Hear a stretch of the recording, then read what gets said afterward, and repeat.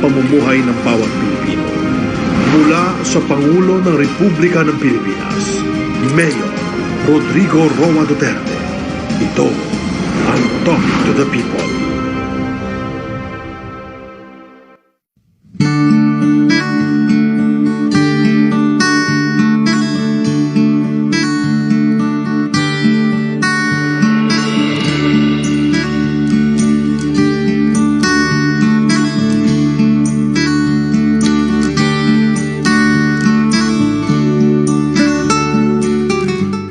Magandang araw sa inyong lahat. Mga kababayan kong dito sa ating munting republika na nagsasalubong ng malaking challenges ngayon sa ating bayan. And that is really the COVID. We continue to bring to you the latest updates regarding the government's pandemic response, as well as to shed light to other equally important issues and concerns. Dito tayo muna sa recommendations ng mga eksperto. Let's begin with the use of the face shield, yung nakatakip sa muka. I was informed of the recommendation from the Technical Advisory Group and medical experts that the use of face shield on top of face mask may be limited to high-risk activities under the 3 C's: close, crowded, pati close contact. This may include indoor establishments and transport gatherings, other activities that promote close contact as applicable. Ngayon, sabi ko, takot ako sa lalo na yung pagdating ng COVID. I got so scared that I ordered the reimposition of the face shields.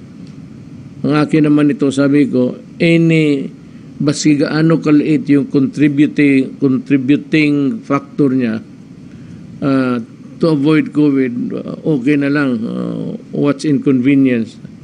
But I was informed that the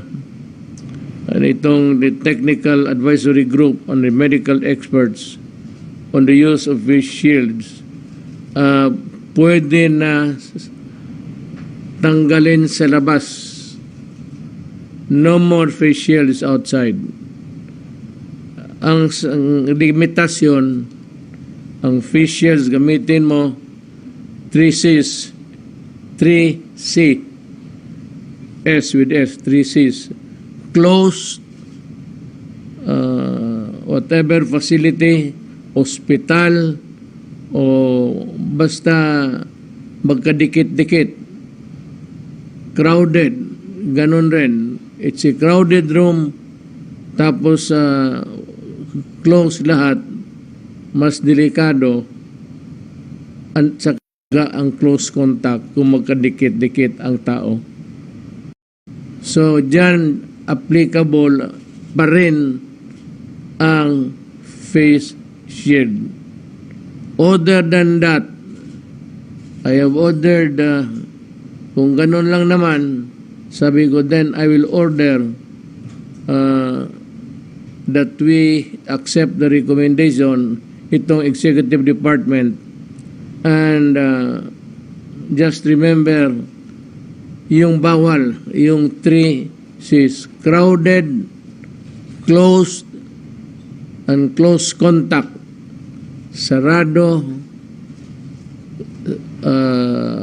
crowded kayo, tapos close contact. Yang tatlong na yan, face shield is a must pa rin. Yun ang recommendation. Labas sa tatlong limitations, pwede na hindi na gumamit. Ayun ang recommendation, yun ang masunod. Hindi naman ako expert. Mine was just what you would call a knee reaction nung dumating yung balita na pumapasok mabilis na ang pasok ng COVID dito sa ating bansa. So, I have ordered that the implementation guidelines be issued immediately. Now, dito naman tayo sa Senate Blue Ribbon Committee hearings. After 7 hearings of proving nothing, no ghost deliveries, no illegal procedures, the Senate Blue Ribbon Committee continues to conduct their witch hunt. But now only a few senators attended and even fewer were participating in the proceedings. Sabi nila, bakit si Duterte nidepensa yung Parmalin? I am not defending, sabi ko, you can crumple for all I care. Durugin na ninyo yung mga kumpanya na nandito sa Pilipinas. Wala akong pakialam sa kanila. That is their own risk if they commit illegal things. Pero para sa amin dito sa gobyerno, tapos na, nag-order, na-deliver, according to specifications, din nagbayad tayo.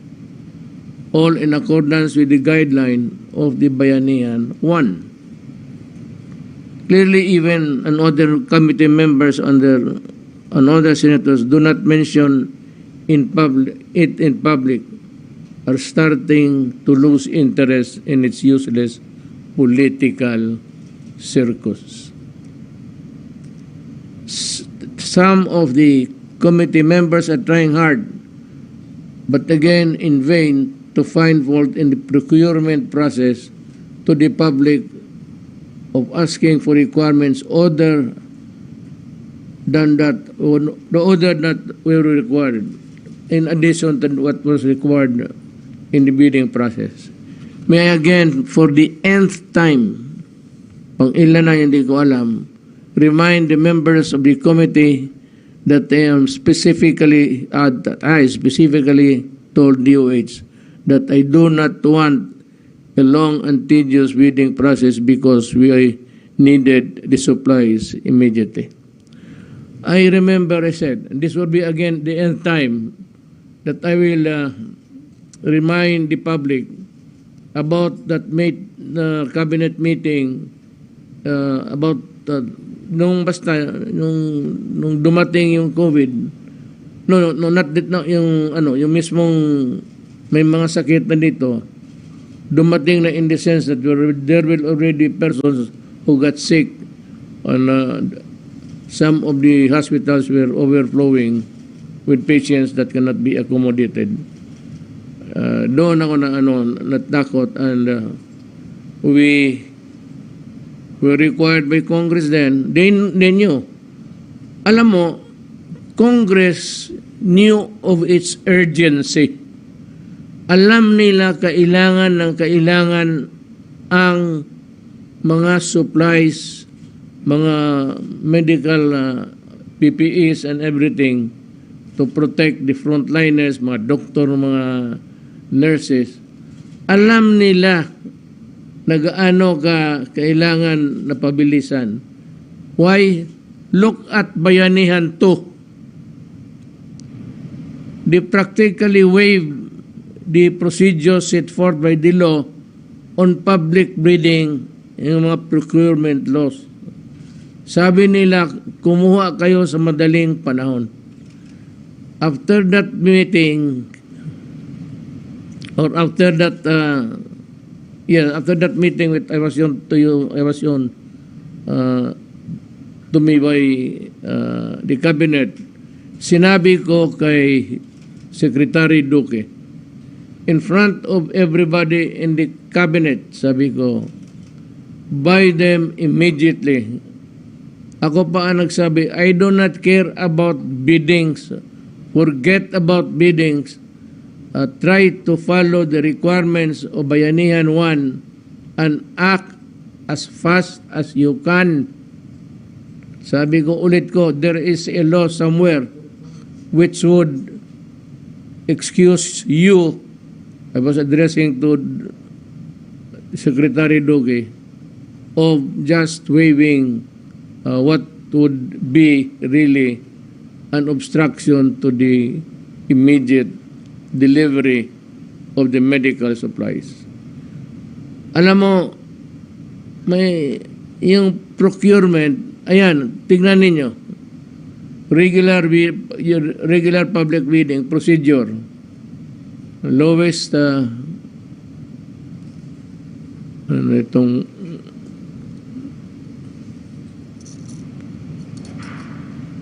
tingnan ko nga, calculated and responsive bid.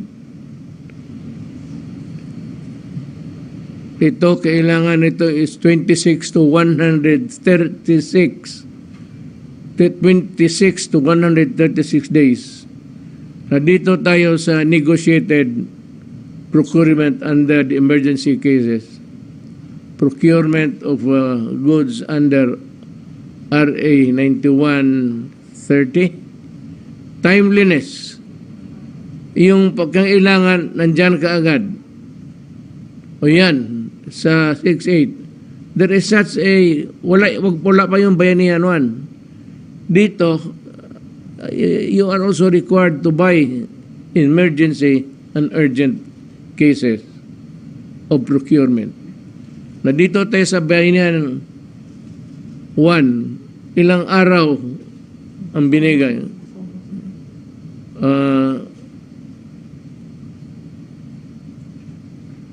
2 to 5 days. Most expeditious manner of procurement. Verbal agreement lang dito. Kasi turo-turo lang, kasi nagmamadalian. Yun ang diferensya. Makita ninyo na yung ginamit natin yung Bayanihan 1. Yan utos ng Congress. Hindi yan utos ng presidente o cabinet member. And even if it's there, we have no power to do that. Again, a bidding takes a minimum of 20 days to 100 days. Patay na lahat ang mga doktor pati nurses. Nagbagsakan na nga. I think the first wave was about 17 doctors and nurses died in the early days of the pandemic. Kaya yung panahon na yon, we were being pressured, government, including kayo. Anong ginagawa ninyo? Tinatanong ng tao. That prompted you to pass Bayanihan 1. And it was really an almost floodgate to whatever you want. So as long as you can have the goods on time. Mahirap ng itong iba, ayaw nila tanggalin yung makinig kasi puro paninira ang gusto. Nasabi nyo, bakit si Duterte na, why is he defending Parmalin? Sabi ko nga, kumuto na, sa Tagalog, kumot is crumpled. Durugin na ninyo sa kamay ninyo yung mga anong klaseng kontrata, wala akong pakialam. Not only Parmalin but all others. Parte kayo nagbili. Saan ninyo binili yan? Anong ginamit ninyong procedure? Saan ninyo nakuha? Ngayon, magtanong kayo. Bakit ang China pag-order mayroon kaagad? Ito ba'y pinag-usapan? Was there an agreement that there are already stocks to be delivered?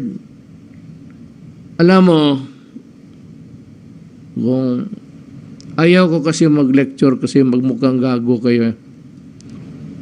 Ito, 120 to 100 days. Bidding na sabi ninyo baka yun ang gusto talaga ng mga senador mangyari.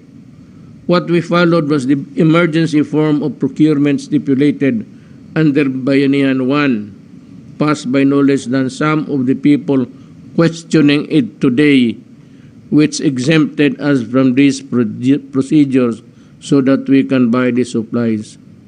Akala ko ba yan ang gusto ninyo?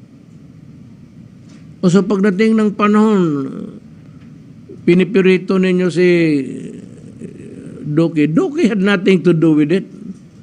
Hindi, ang DOH was not the purchasing entity.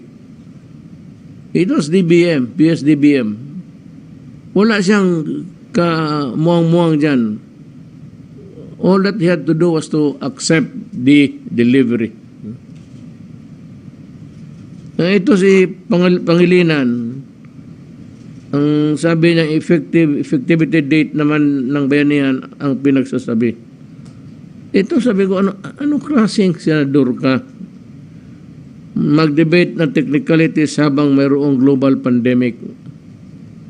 You know, you do not go into such trivial matters as long as the property, the money of the Republic was protected, and that the goods that we bought reached to their intended beneficiaries. Yun ang atin. Hindi na magsigilaway na technicalities dyan. Ang nangyari nga, nandyan na sa atin, hinijak pa ng ibang bayan. Alam mo bakit? May pera sila eh. Sabi na ito, nag-order tayo. Pag nandyan na sa kakargo sa warehouse, may magpunta, bilhin niya, offering a much higher price. Hindi natin magawa yan. We're not supposed to do that. We cannot pay in advance. Remember, nakapusas yung kamay natin. In a way, it protects the people's money. I agree. But at the same time, in times of emergency, talagang, were it not for the bayanihan, wala tayong kayo rin alam ninyo. So, sa ating mga health workers, mga frontliners at mga kababayan, tignan ninyo itong si Pangilinan.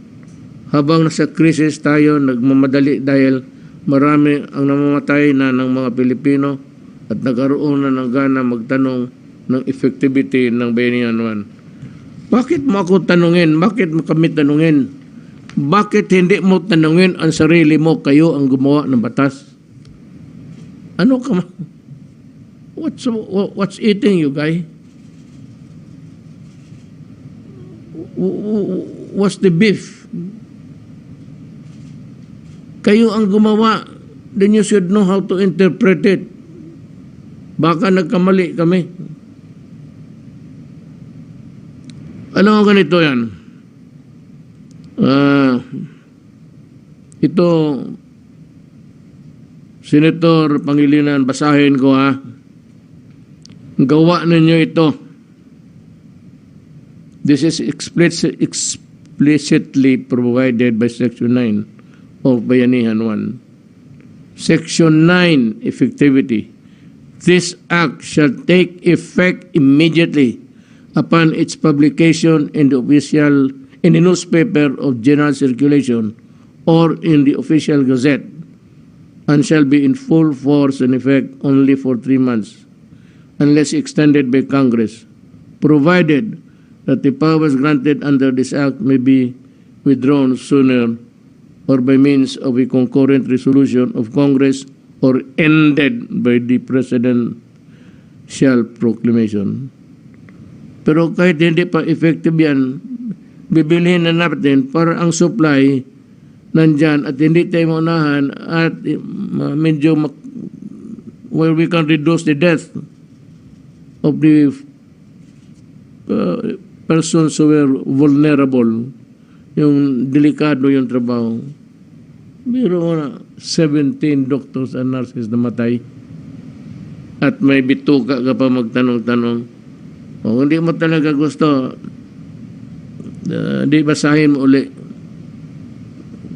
Do not question us about the effectivity of the law. You tell us what is your interpretation. How do you arrive at the correct interpretation of the effectivity of the law? Do not ask us.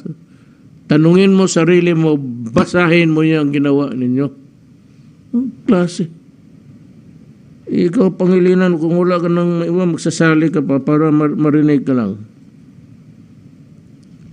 Marami kayong dapat wala dyan. Ay, Pangilinan, you should not be there. You have not contributed any meaningful legislation sa ating bayan. Puro agriculture kayo, kinakain mo ng steak.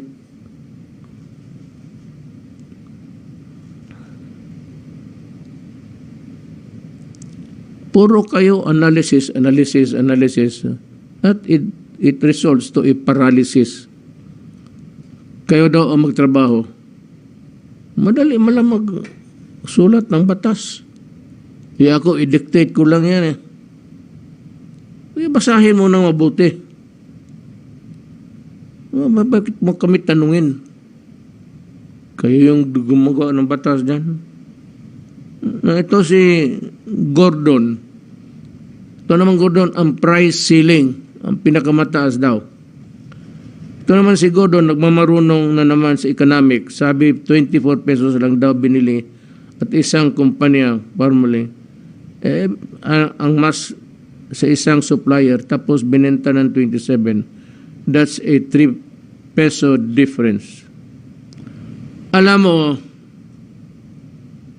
kung ikaw ay a trader or a company manufacturing the mask or the plastic shields here, it could be cheaper. Ito imported to lahat. So, kung ikaw, ano bang negosyo mo ngayon, Pangilinan? Kung ikaw magpasok ng negosyo, malugi ka, gago ka. You are in the business. It could be a Chinese, a Russian. It could be an Indian or African. Pagka pumasok ka ng negosyo, kailangan kumita ka. Magpalugi ka, gago ka. Following your theory, ganun talaga. I would like to itong price ceiling ni Gordon insisting. I would like to call demand yung tao na alam talaga niya ang horizon. Alam niya kung anong nangyari sa ekonomiya, kung ano dito, ano dyan, anong wala, anong meron. I'd like to call on Secretary of the Trade and Industry, Simon Lopez, to explain. Secretary Lopez, kindly help the senators. Good evening, Mr. President. Good evening, ES, Senator Bong, sa ating po mga kasamahan sa kabinete, sa gobyerno. Mr. President, naalala po natin nung isang taon na at that time, nung mga March, April at May, sa kakulangan ng mask at bago pa lang ang pandemya na lahat ay nangangailangan ng mask. At imagine po natin, nanggaling tayo sa lugar na kalagayan na wala namang nangangailangan ng face mask. So all of a sudden, milyon-milyon ang nangailangan. And hindi lang sa Pilipinas, sa buong mundo. Kaya talagang may kakulangan sa ibang mundo, sa ibang bansa, pati lalo na dito sa atin. Kaya po yung presyuhan ng mask noon, tinitrace po namin yung mga price monitoring. Actually, lagpas pa nga ng mga 30 pesos. Even nagpa-canvas din tayo, magkaroon lang ng supply, ang presyuhan ay nasa mga 38 pesos sa paggaling Amerika, paggaling Europe may 29 pataas at Asia mga 30 pesos. Kaya naalala ko yung ating ang SRP na inisyu po ng DOH at kasama po ang DTI sa pag-implement ay 28 pesos. Doon pa lang sa March 16. So yun po ang ating SRP nung time na yun. Dahil nga ang question po noon at ang demand of the day anong panahon na yon ay magkaroon ng mask, face mask. Ang mga doktor, health workers, pati ho yung mga kababayan natin na inuumpisahan na ho nating i-require yung magpagsusuot ng face mask. Kaya ho talagang with that shortage, ang taas po ng presyo, higher than 28. Kaya po sinet po ng DOH at 28 pesos. ang suggested retail price. At yun po yung supposedly maximum at dahil sa kakulangan. Over time, nagkaroon na rin ng production at ang supply nag-improve. So I think towards August, nagbabaan na unti-unti yung mga presyuhan. Pero nung tinrace natin yung mga SRP, yung suggested retail price, yan 28 pesos ay SRP mula March hanggang August.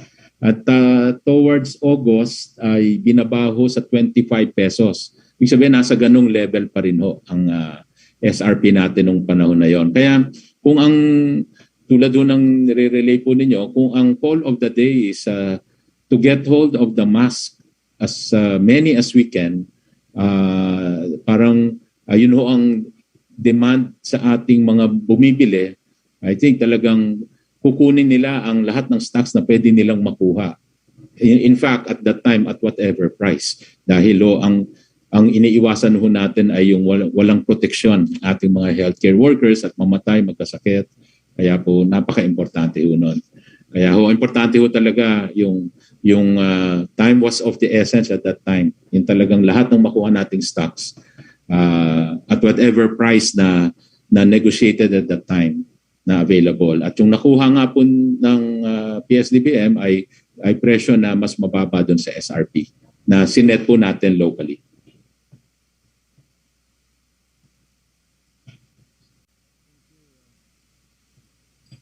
Thank you, Mr. President. Thank you, Secretary Lopez. Nitong gusto kasi nila, analysis hanggang magparalysis. And while they are really analyzing, gusto nila, nagkakamatayan na yung mga health workers. Mga Pilipino naghihirap para sa kapwa Pilipino. Paulit-ulit ninyo kami na ayaw ninyong makinig. Walang supply noong mga panahon na yun except from China. Hindi ko na kailangan sabihin sa inyo, nandito kayo sa Pilipinas why would bakit kami tanungin ninyo ng mga bagay na ito na kamu mismo, Pilipino, nandito kayo sa Pilipinas yung panahon na yon. That is why it prompted you to pass a law, an urgent law. Alam niyo yung mga laro na wala ngang supply. Ang sabi ko sa iyo, bakit ang China mayroon? Because China all along were wearing masks even before the pandemic. Because China, nagpunta rin ako ng ilang beses, maglabas ka isang beses, magmask ka because of the pollution sa kotse. Kaya yung mga tao doon sanay, kaya may pondo sila. Kaya itong mga trader, alam nila kung saan yung hanapin kaagad. Pag sabi, kailangan nito, madali na nilang hanapin doon. Hindi ang sabihin mo na i-manufacture overnight, minadali, para makaabot ng mga bidding. May supply talaga ang China ng mask because they use it every day. Kagaya ng, well, of course, the Japanese, ganoon rin. And to a certain extent, the Koreans. Ganon ang practice nila. Kaya kasi ang tanong ninyo, baka minadali, manufacture ka agad-agad para mahabol doon sa bidding. Meron ng stock ang China. Kasi halos lahat ng tao doon nagbibili dahil nga sa pollution. That was the explanation given to me. Wala, sabi mo, kaming anuhin. Remember that we had this a little commercial ties with, and you can always ask for an explanation whenever you want it. Marami silang mask.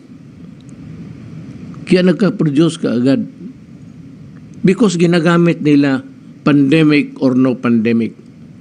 Well, one of the reason is may kumisipon sila, may ubo. Yan. Or itong pollution. The advice of government was to use it.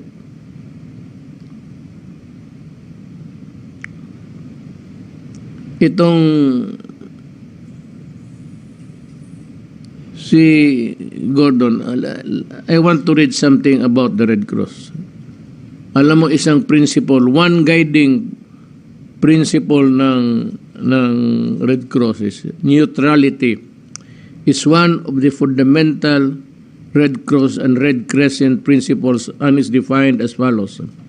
Neutrality, in order to continue to enjoy the confidence of all, the movement may not take sides in hostilities or engage at any time in controversies of a political, racial, religious, or ideological nature. Masabi mo ba ito sa sarili mo? Can you really, Gordon, can you really face the mirror?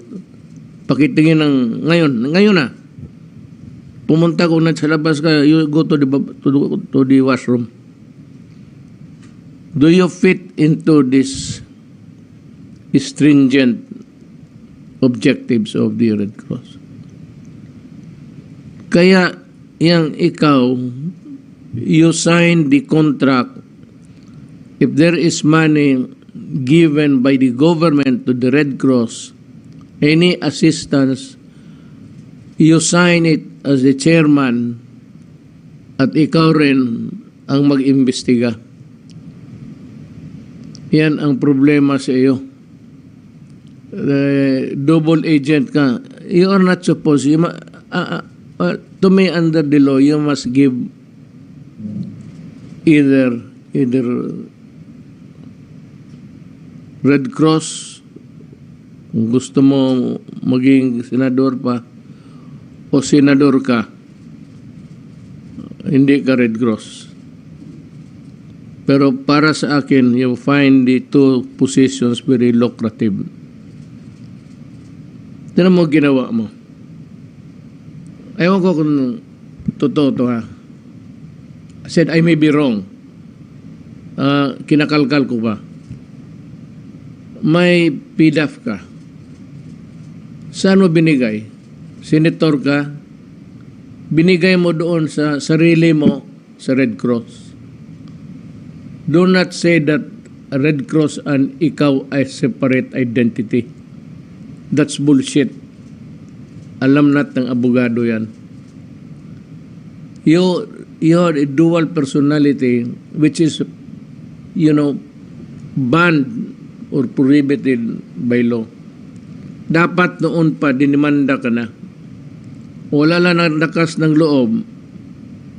Kasi, when you begin to talk, wag na kasi maingay yan. And wala pang naglakas ng loob to question nyo. Ngayon na lang. Kasi dahil nga rin sa kalukuhan mo, nakita mo na silip namin. Bawal yan actually. Bawal. Even government lawyers, cabinet members cannot be an officer of a corporation or a company or even an owner of a business entity that deals with government. Bawal talaga yan. Bitawan mo na yan kasi I will insist that you give up one because you cannot be both. Noong sa ka, hindi ka pa sa Congress, nang ka doon sa whatever chairman ka o ikaw yung top honcho sa COA, may doon, may anomalya. It is important to know for people the difference between COA observation and COA disallowance. Yung nasa Subic Bay Authority ka, may mga transactions doon na disallowed. Hindi kuha observation to. Yung kuha observation, yung mga audit, yung mga they point out to you the deficiencies, inadequacies and all. But itong disallowance is sort of a final imprimatur of the COA and means the closure of the audit kasi kung sabi ng COA disallowed yung pera na kuha mo, ibabalik mo noon pa sa subik ka pa. Ang disallowance na katulad ng 140 million disallowance is SBMA na panahon mo, which includes 86 plus million ang iyo doong nakuha sa 140 million na iyong nakuha personally at may judgment na yon at kailangan ibalik mo sa gobyerno ang pera. May disallowance. Ibig sabihin yung sinabi mo na ito, ginastos ko ganon. Hindi naniwala ang kuha. Sinabi ng kuha, kinuha mo yung pera mo personally. So isauli mo noong nasa subik ka pa. Senador ka na lang for the longest time hanggang ngayon hindi mo na sauli yung pera. So I would like to inquire from the ombudsman if there is a case filed against you because lahat na disallow and the money was not returned, the money was not used in the right way, it reduces into something like a personal liability mo. So bakit hindi mo pa nabayaran ito? Question ka ng question dito sa Red Cross. Hindi ako nagalit na ayaw parmalin, luglugin mo ng liignan. Ang ayaw ko yung pabalik-balik yung taga-gobyerno.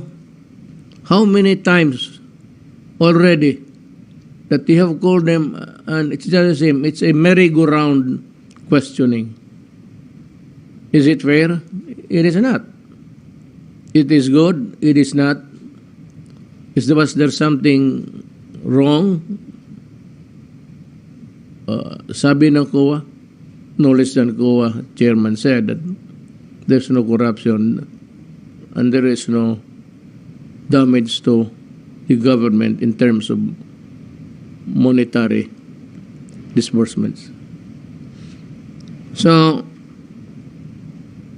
kindly settle or not, I will personally see to it that a case will be filed against you. Hindi yung lahat na demanda na disallow. Ito kayong lahat mga Pilipino sa gobyerno. Lahat kayo na nanghawak ng pera at one time or another in your career and wrongfully or rightfully you were placed in the status of a person whose disbursement was disallowed. Then you better take note of pagka dinimanda kayo, sabihin ninyo I will only, you go to court and say, I will only go to trial if Gordon is also included in today's calendar for a criminal. That's, alam mo ang labas itong, nawala itong 86 million mo. Alam mo kung anong labas niyan? It's malversation. The crime is malversation. Ibig sabihin, ginastos mo, binulsa mo yung pera. Kaya ako, kung ako ang mademanda dyan, sabi ko, bakit ako? Sabihin ko sa korte, bakit ako unahin? Unahin mo yung kay Gordon, noon pa yan. The people have the right to know. kung ano klaseng pagkatao ka. Sabi mo ayaw mo nang tumakbo, mas lalo na. Maybe na you wanted a soft landing sa mga sabi mo kaming mga chief politicians from the province, kami yung maghabol kasi yung mga expensive na mga senador walang ginawa, takot naman sa iyo. At tinatakot ako ni, bakit kita takot? Ito to ba hinamon ako ng suntukan? Sus Maria Josep. Hindi ka nga siguro makiikot ng one round. You're getting to be preposterous. Sabihin mo, cheap. Well, ako naman na nasabi ko, you are a person who milk government and the Red Cross both. Because you sign for the Red Cross, you sign for government. Ano klase ka? Even if it is just whatever appropriation. If you are there in the Senate, then you are also part of the game of appropriating the money.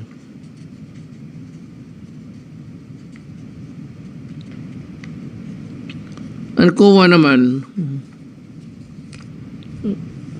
I'd like to address myself to COA. Si Aguinaldo, ako noon, alam mo, Chairman Aguinaldo, wala ka ng tao makikita as courteous, as most respectful to you. Nung pinakilala mo ako, magsalita pa ako, magbaw-baw pa ako. Noon, alam mo, pero pagka you trigger something in me, pati ikaw tanungin ko, anong ginawa mo sa kaso ni Gordon? Have you filed a case against him? Or have you initiated a case against him? Or did you report this matter to the ombudsman? Kasi pag hindi, kasali talaga tayong lahat dito. That is why? Because he's a senator? O nabayaran kayo lahat dyan? Tell me.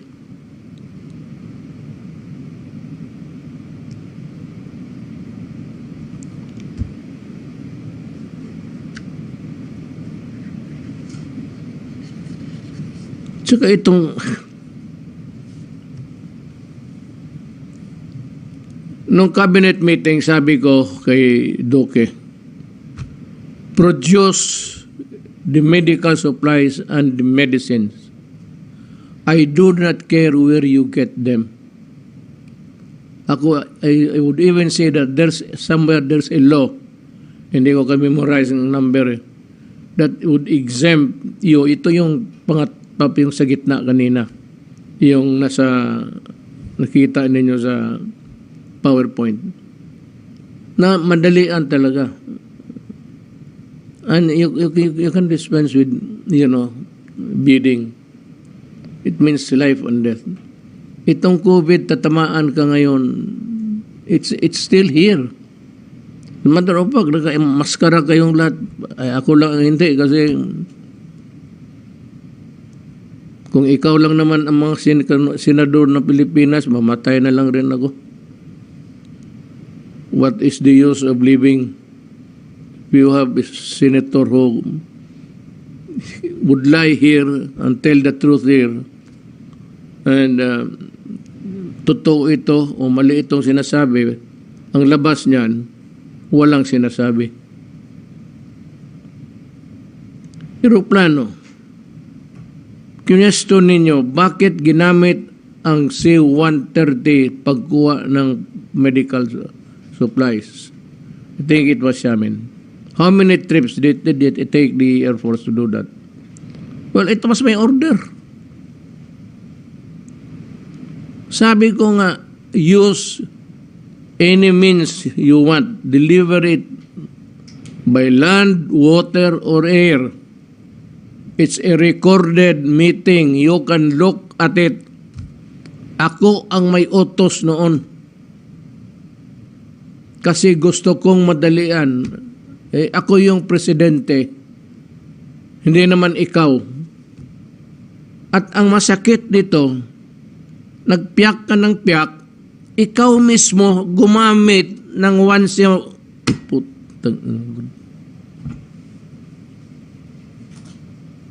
Kino-question mo yan sila. Ikaw mismo gumamit ng C-130 for your supplies. Under the guise of what? Red Cross. Which is more important? The health of the Red Cross or the health of the people? Ako ang may utos noon. Ito sa ano. At ikaw ang nakita ko sa records, gumamit ka rin. Napaka-hipokrito ka. You're a liar. You're a liar beyond compare.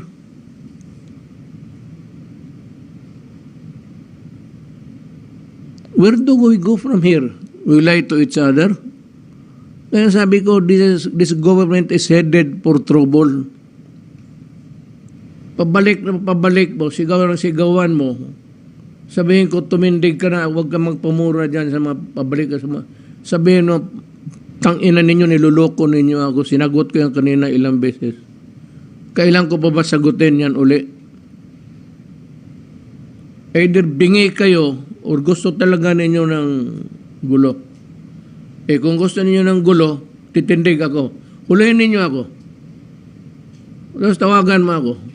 Kunin kita. Hindi ako magdala ng sundalo. Ako lang. Kunin kita. Pag hindi nila ibigay, bahala na kung anong gawin nila sa atin. Basta kunin kita. Ngayon, pagpunta ko, ayaw mo talaga. Nabugbog pa ako. Uwi ako sa aking bahay. Pagbalik ko, iba na ang istorya niyan. May problema na tayo, hindi na sa COVID. May problema na tayo sa bayan natin. Gets mo? Naintindihan ninyo yan? Magsabi kayo na ito, ganito, nananakot. Hindi ako nananakot. Pabugbog nga ako . Pupunta ako dyan, Senado, kunin ko. Si Secretary Anyo o si Secretary Lorenzana. Sige, yan ang sigaw-sigawan ninyo. Kunin ko yan sila. Magpabugbog kami tatlo, pero pagbalik namin, problema ka na. Yan ang gusto ninyo.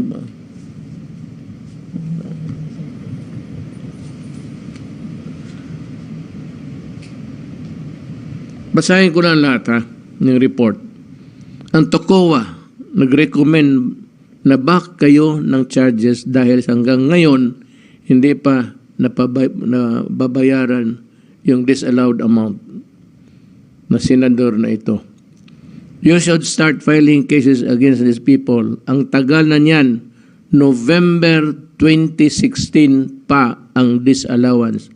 Bakit wala pa ang kaso hanggang ngayon? Or at the very least, napunta na sana sa ombudsman yan. Well, in the ombudsman, abogado ka. Alam mo, they are ilang libo yan, isang araw mo pa. We can forgive an allowance of delay. Pero itong endorsement na lang ito . Respectfully endorsed to the office of the ombudsman again and the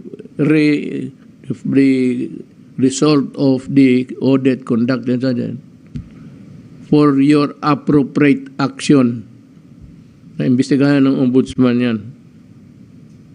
Wala akong nakita.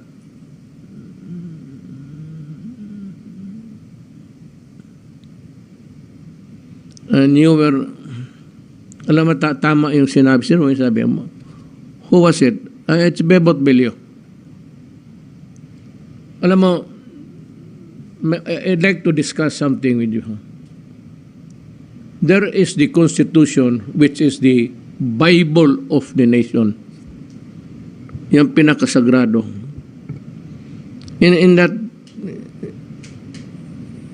In that document, sacred document, there is what we call a due process of the law. Magtanong kayo, ayaw magsagot yung tao, tapos sabihin ng tao, kung makulong siya o takot siya kay baka magkamali siya ng sagot, because he is not a lawyer, he is not trained to analyze immediately the questions propounded to them. Tapos mumurahin ninyo,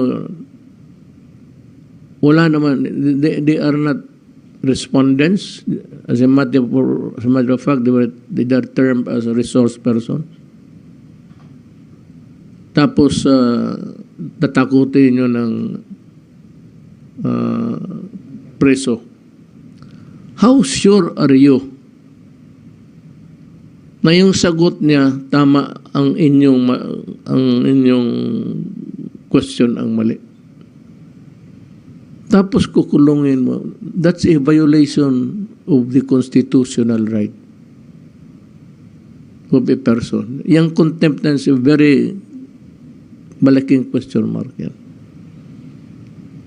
Kaya sinabi ko dyan sa mga cabinet member, lalo na yung mga military noon nakita ako. Hindi ito sa panahon na ito. Totoo. Yung sigaw-sigawan, pahirapan, sabi ko, you are a soldier. Defend your honor and dignity. If you are shouted at, you shout back and say, I am here to tell the truth. Hindi ako pumunta dito para babuyin ninyo. Tapos, tindig.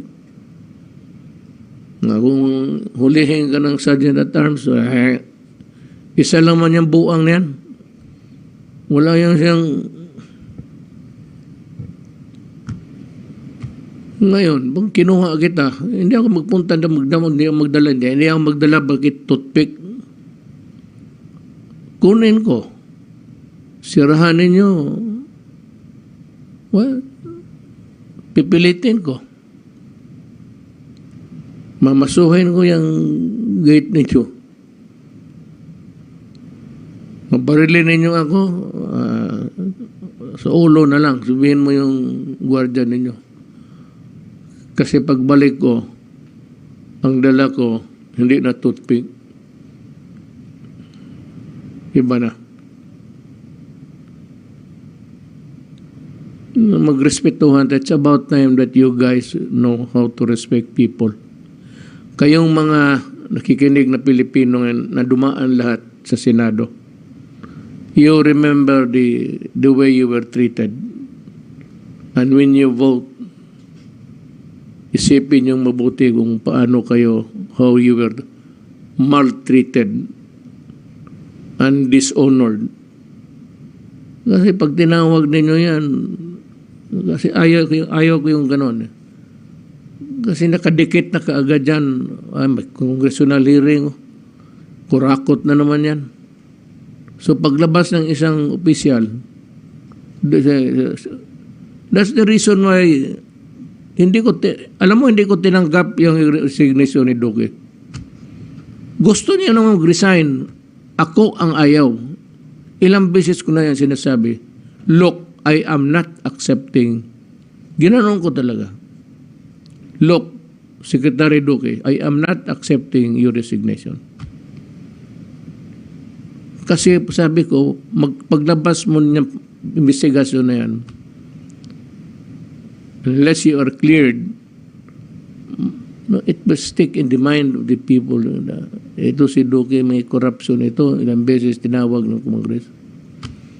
Kung gawin kaya, you are officials empowered, freedoms from arrest, hindi mademanda. So, so anong gusto ninyo? Kung ang tao walang choice, hindi kayo mademanda, mura ng mura kayo, inaabuso ninyo ang konstitusyon, hindi, talagang may gusto kayong mangyari. Hindi ako nananakot. Sabi ko, ako lang mag-isa magpunta doon. Pero huwag ninyo akong saktan. Kasi kung si Lorenzana ang kunin ko, sabihin ko sa kanya na kaibigan ko man yan. Saka hindi mo yan ang urakot, hindi mo yan totoo sinasabi ninyo. Kayo lang nagpapaikot para ang tao ano ba yung Bisaya Maluya, so that the guy would just melt under intense and intensive questioning. He would run afoul with his own words. Kasi kabalik-balik. Tapos pag may nahuli na kayo, kita mo? Hindi maganda yan. Sa Amerika, pinapractice nila yan, pero I never saw a shouting match between a resource person. Dito lang ang lagay ni Gordon, sumisigaw pa. Yung pala ang utang mo, bayaran mo yan, anak ka ng. Katagal na pala yung utang mo sa gobyerno, disallowed na yan.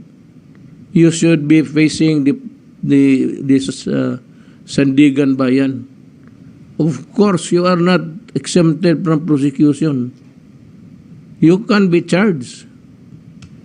Anong hindi ka sa arrest? Malversation?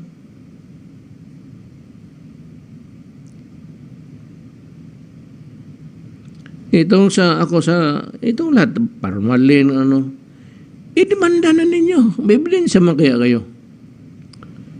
If you continue to fish, how long would continue to wallow in the water? How long would you catch the fish that it's in your imagination?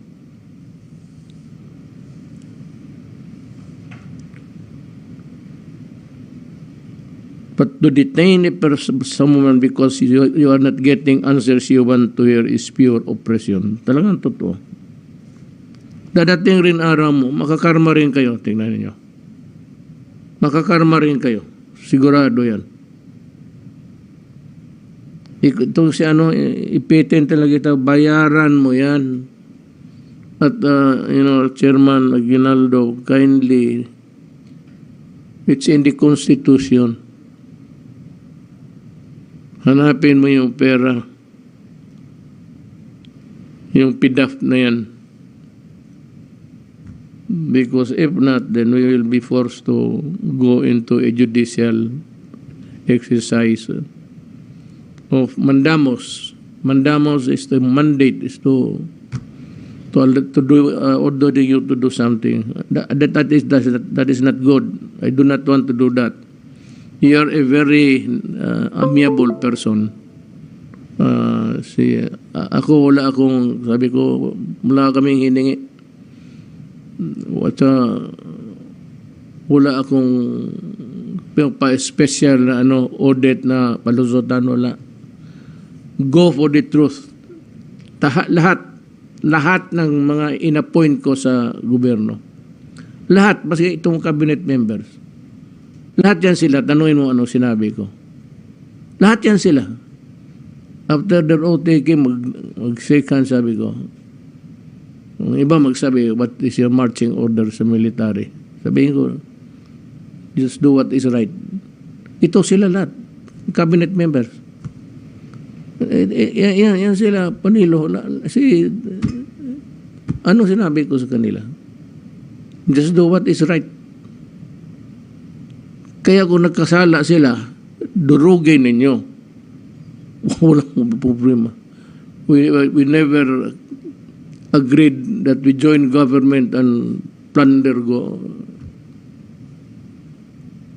Ako, lahat ng mga judges, lahat, Supreme Court, isa lang akin.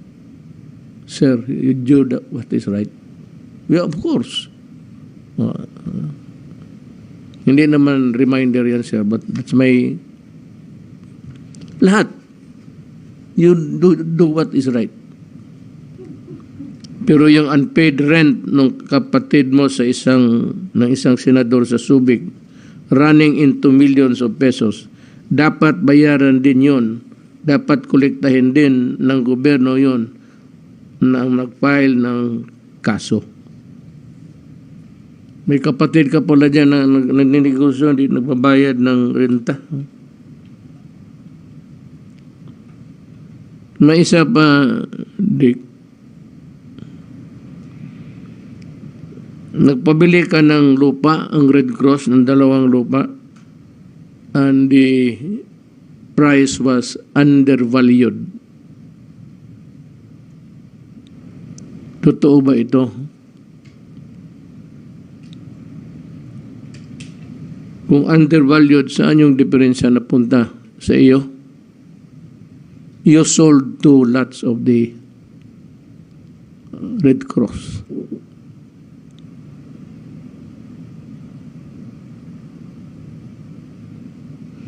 Undervalued daw. Hindi.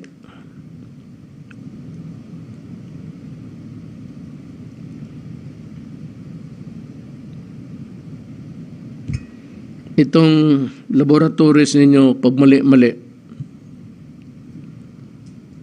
para i-simplify ko ano kaya sa 10 tao nagpa-swab sa inyo, ilan kaya ang nag-false positive? Yan ang problema. Kasi pag mag-abot yan ng mali-mali, kung mag-abot ng 5, palagay na lang natin 4. At itong 4 na punta doon sa facility and they were detained there. Detention talaga yan eh. It's a force by reasons of the police power of the state. Is you can be well persuaded. Kung ayaw mo talagang pipilitin ka because you can't contaminate the whole of the population. That is the reason why you can be forced to go into a facility. You are not being deprived of any liberty there. It's the protection of you and the entire population of the Philippines.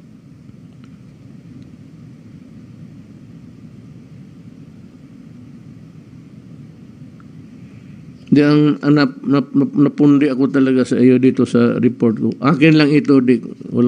Nobody shares this document. It's prepared solely for me. Yung sinabi ko na use all available assets of government. I was directing my order, yung pag-deliver pati ng bakuna sa iba-ibang lugar sa Pilipinas. Use all government assets.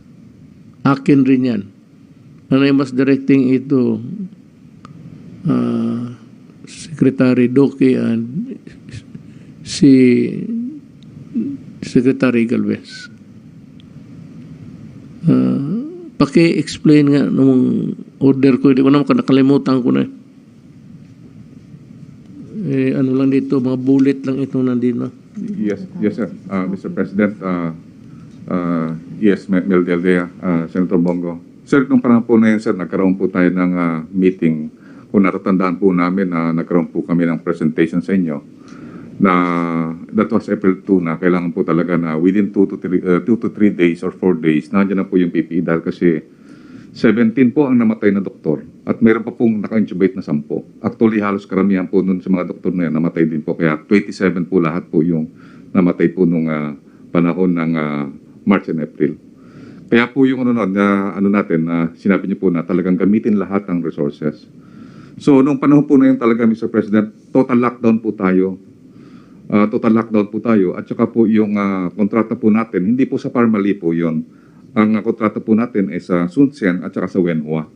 Yung unang kontrata natin na naalala po namin is 900,000 po yun na kailangan kunin po talaga ng combine ng C-130 at yung PAL flights at saka po yung Cebu Pacific. Pero yung panahon po talaga na yun is talagang walang available na transport. At sinasabi rin po ng mga supplier na kailangan mabilis na makuha dahil kasi pagka po babagal-bagal tayo, kukunin ng ibang countries. So, yung po natin doon, extreme exigency po talaga na kailangan makuha natin at yung directive nyo nga po na makuha lahat yung dapat na mga PPEs ay kailangan po talaga natin gamitin yung ating available asset. So, ang ginamit natin po, Mr. President, noong panahon na yon, nakaroon po tayo ng 43 sorties ng C-130. Ang isang sortie po ng C-130 is 12,000 pieces po na PPE po ang karga niyan. Kaya po humiram din tayo ng PAL flights na 6 flights na 15,000 each at saka po yung Cebu Pacific na 12 flights. Kaya po lahat po na yon ay all in all 252,000 PPE ang nakuha ng 6 flight na PAL at saka 12 flights ng Cebu Pacific. At the same time, yung 43 sorties ng C-130 po, ang nakuha niya po is more or less 500,000. Dahil kailangan na rin po natin din yung PPE, ay pinakuha po natin dahil kasi meron po yung naka-jive po natin yung isang ship. Ito po yung BRP Bacolod na LS550. Kailangan makuha po natin yung remaining na 200,000 PPE po. So, nagamit po natin lahat yun. So, yung almost 900,000 po natin, ginamit po natin, inuulit ko po, 6 flights ng Cebu Pacific, 6 flights ng PAL, Cebu Pacific po, 12 flights, and then 42 flights po ng C-130 at saka isa pong voyage ng ating BRP Bacolod. All in all po, nakuha po natin is 900,000. Mas maganda nga pa nga yung Parmali dahil kasi yung Parmali, hindi po tayo gumamit ng aircraft. Ang kanila po is nasawag natin CIF. Yung customs, yung insurance, saka freight. Sa kanila po yun. At inaatid po yung kinukuha po yung ating mga PPEs doon sa China. At dinadala po dito sa ating mga different ports dito sa Manila Port, dito po sa Davao Port, Cagayan de Oro Port, at saka po sa Visayas Port. So wala po tayong ginamit po na aircraft sa Parmali po. Maraming salamat po, Mr. President. Thank you. May dagdag lang ako. I'm winding up. Itong COVID na I'm sure Secretary Duque will, but I will just i-second the motion na muna lang ako si Sec Duque kung nandyan siya. While the Senate Blue Ribbon Committee hearings keep on going uselessly, our government workers are being impaired, our healthcare workers are getting sick, our hospitals are being filled with to the brim, and more of our people are getting sick and dying from COVID-19. If only these honorable senators of the committee will care to take a look, they will find that many of our hospitals, public and private, such as the St. Luke's Medical Center, Cardinal Santos Medical Center, UARM Medical City, and the Philippine Heart Center are already running at full capacity.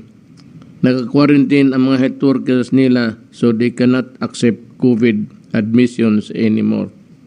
Ang ibig sabihin sa report nito sa akin is ang mga trabahante sa St. Luke's 168 nahawa. Cardinal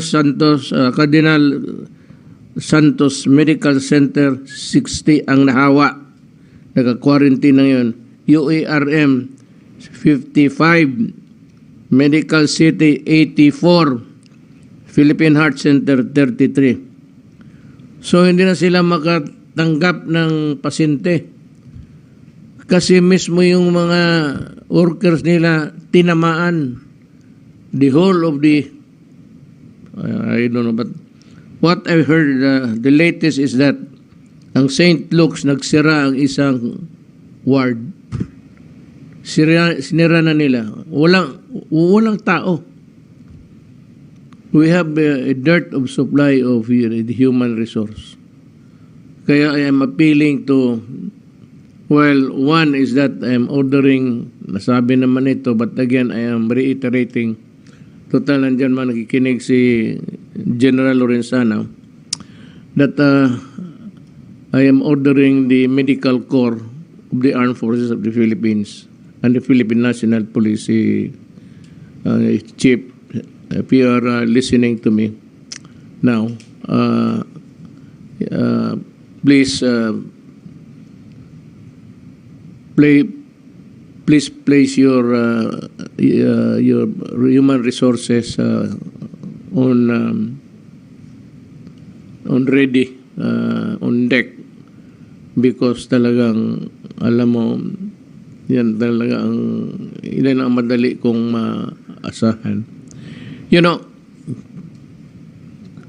tingnan mo itong galit kayo sa akin ng iba kasi I increase the salaries of the police and armed forces.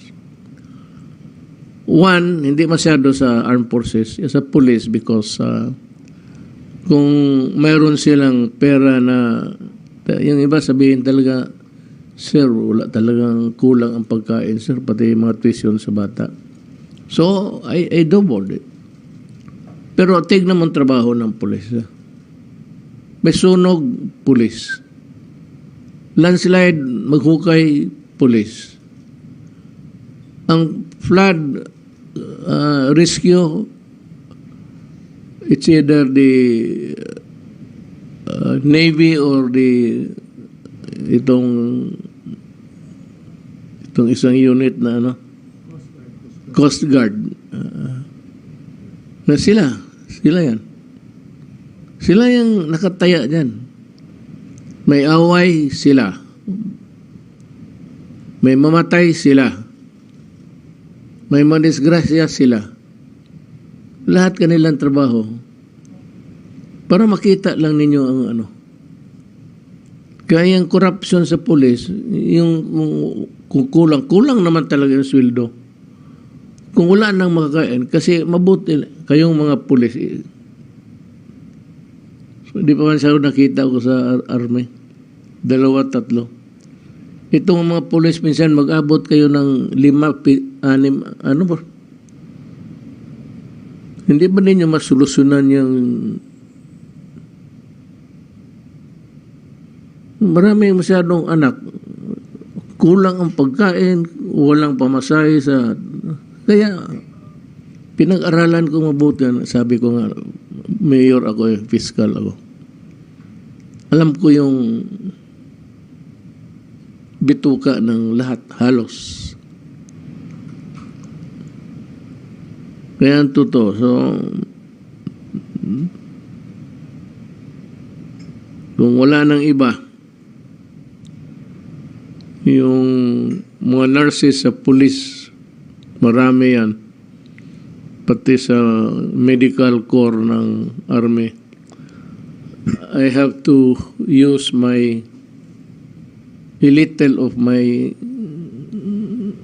influence sa kanila to convince them to,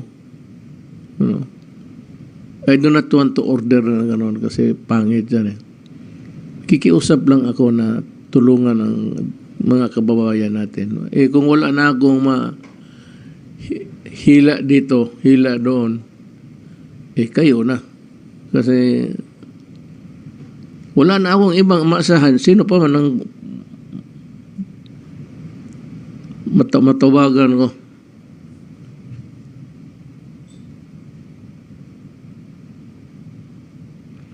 Itong sa COVID, si ano na lang nito, si Secretary Doge. But nandito kasi sa report for me, reminders, pero I will ask Secretary Doge to elaborate. I just would like to say that Masabi mo naman siguro ito, Secretary Galvez. You would like to inform everybody that you have received more than 66 million vaccines. May 66 million vaccines tayo. Kaya magpabakuna kayo. Wag niyo sabihin sa akin na walang bakuna. Wag niyo akong bulahin. We have now 66 million vaccines as of today. In fact, more than 940,000 Pfizer vaccines arrived tonight. Na itong vaccines na ano daw, mas itong branda ito, mas mabisa, ano, do not give me that. Lahat yung bakuna na yan, effective. Lahat yan. Pinag-aralan. Kaya wag ninyo akong sabihin na gusto ninyo ng Pfizer, gano'n. You get what's available. At para walang because if you give the Pfizer to one city, sabihin ng iba, bakit kami pala dito sa another city? Why this city? Tapos kulang kaya ang supply. So maibigay ko sa isang syudad o sa isang probinsya. Hindi pwede yan. Sabi ko, pareho yan lahat. Huwag kayong mamili kung anong nandyan ipadala sa inyo. And I specifically, my order to Secretary Galvez na huwag niyang do it purposely just to give this Pfizer one. Haluin mo yan lahat. Dito, magkuha ka ng 5 boxes dito.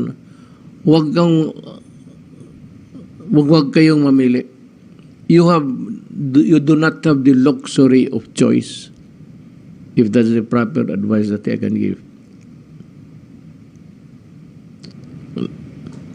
So, we begin now with Secretary Duque. Tapos ka na ba, sir? Yes, good evening, Mr. President. Good evening, Senator Bongo. And good evening, ES and my fellow members of the cabinet. Tigit po sa lahat, ating pong mga kababayan. Magandang gabi po sa lahat. Muli, ako po ay magbibigay ng ulat tungkol po sa atin COVID-19 situation. Mabilis lang po ito, Mr. President. Can we have the first slide? So, ngayon, September 22, 2021, meron po tayong nadagdag na 15,592 na mga bagong kaso. Kahapon po ay nakapagtala tayo ng mga 16,361. Mukhang may pagbaba ng mga naitatalang bagong kaso at sana po ay magpatuloy ito at magkaroon po tayo ng reversal, no, ng ating pong trend at makita na ang pagbaba ng mga kaso. Sa 15,992 na mga kaso ay 3,627 po ay mula sa NCR. Ito po yung top 3 contributing regions, no? Yung 3,123 sa Region 4A, 1,549 sa Region 3. At sa mga top areas of new cases, andyan pa din po ang Cavite, 1,174, ang Quezon City, 1,015, at ang Rizal sa 678. Para man dito sa atin aktibong kaso, ang bilang ngayon na araw ay nasa 162,580.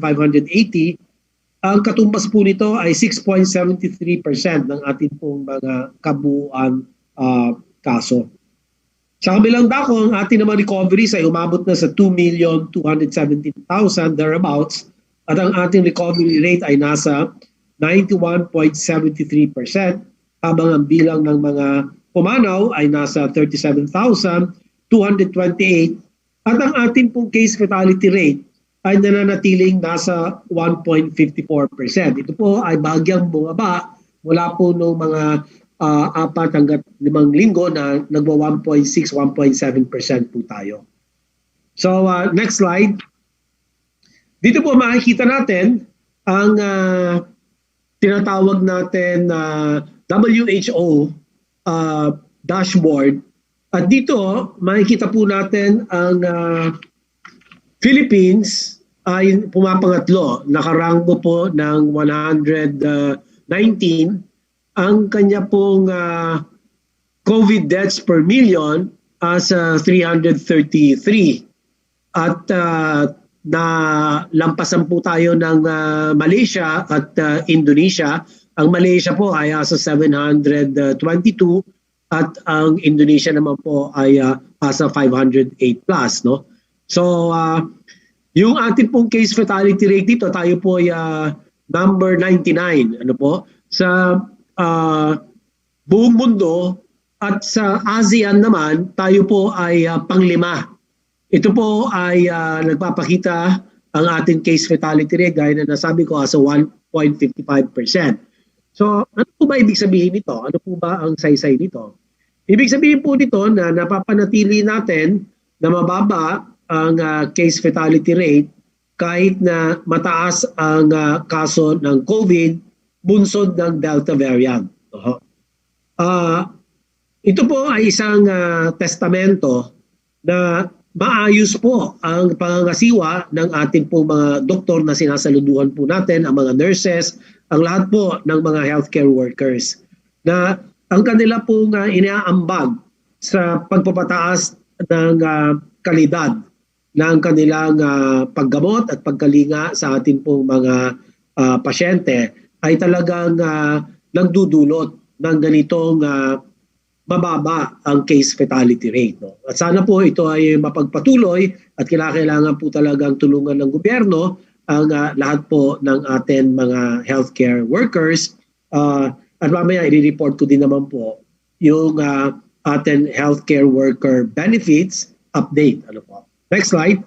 Kaninang umaga naman po ako ay nagkipagpulong kay Chairman Michael Aguinaldo ng Commission on Audit at bilang kinatawan ng departamento ay isinumiti ko po yung ating agency action plan and status of implementation for the consolidated annual audit report at ang atin pong AAPC for the consolidated management letter. So dalawa po ito, kung titignan, pwede ba lakihan lang itong litrato namin ni Chairman Aguinaldo?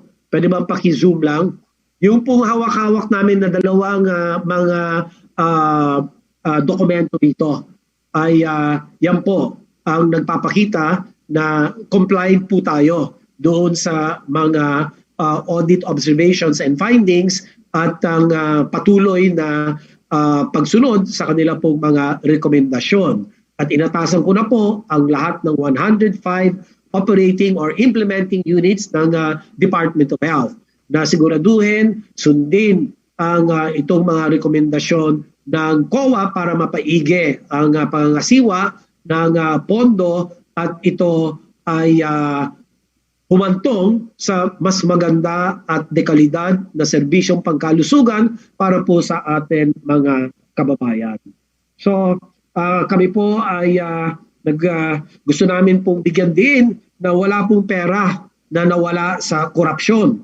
Ito po ay sinuportahan ng COA through a clarificatory statement noong August 13, 2021. Ano po? At dito sinabi niya, the report itself does not mention any findings by the auditors of funds lost to corruption. So, malinaw po ito at nagpapasalamat po kami sa mga iba pang mga ahensya ng pamahalaan na nagbibigay tulong sa DOH at huli, malaki ang aking pong pasasalamat sa inyo, Mr. President, sa inyo pong malakas at ang inyo pong paniwala at tiwala sa inyo pong Department of Health, sa akin pong mga kasamang mga kapwa ko kawani na walang humpay, walang tigil, halos hindi na po natutulog sa paninilbihan po sa taong bayan.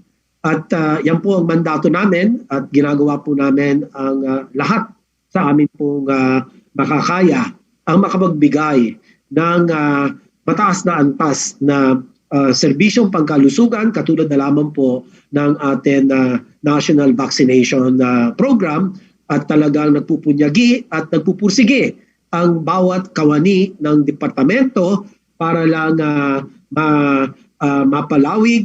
mapalalim ang tiwala at paniwala ng taong bayan sa kakayahan ng Department of Health na magbigay po ng maayos na serbisyo at ito po ay para sa kalusugan ng taong bayan. Naniniwala po ang buong departamento na ang maayos na kalusugan ay tunay na susi sa maunlad na kabuhayan. So muli ako po ay nagpapasalamat at sa ngalan po ng lahat ng kawani ng Department of Health ay Mr. President, we are grateful to you for your unwavering support, for your inspiration, for being there for us all the time through the most difficult times of the department during this pandemic. So, yan na lang po ang akin pinakahuling ulat. Maraming salamat po, Mr. President. Thank you, Secretary Duque. Sir, may itanong lang ako sa iyo. Yung mga ambulansya mo ba, may muka ka naka-plaster dyan? Wala po, sir. Hindi po natin gawain yon, sir. Masama po yun. Bakit yung kay Gordon sa Red Cross, mayroong mukha niya nagka-display? Paano yan? How do you explain?